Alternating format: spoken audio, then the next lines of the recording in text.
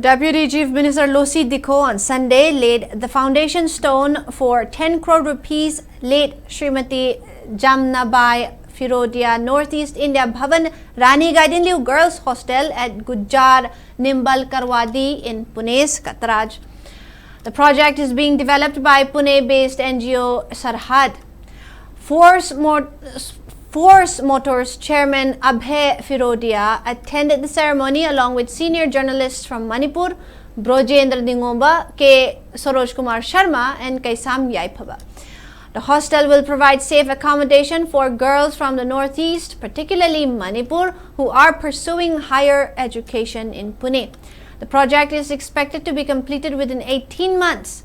Named after freedom fighter Rani Gaidinliu, the hostel aims to promote education, national integration and cultural exchange. Speaking at the function, Losii Dikho described the hostel as a home away from home for students and praised Sarhad founder President Sanjay Nahar for the initiative. Firodia said the hostel would strengthen emotional and cultural ties between the Northeast and the rest of India. Sanjay Nahar said students from different communities would live and study together, promoting harmony, mutual respect and peace.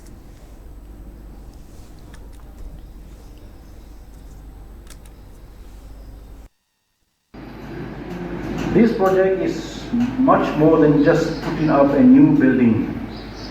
It represents our shared promise to support young people from every part of India so they get a good education, grow and build a bright and secure future. The northeastern region is a vital part of India's heritage with rich traditions, immense talent and help our country progress.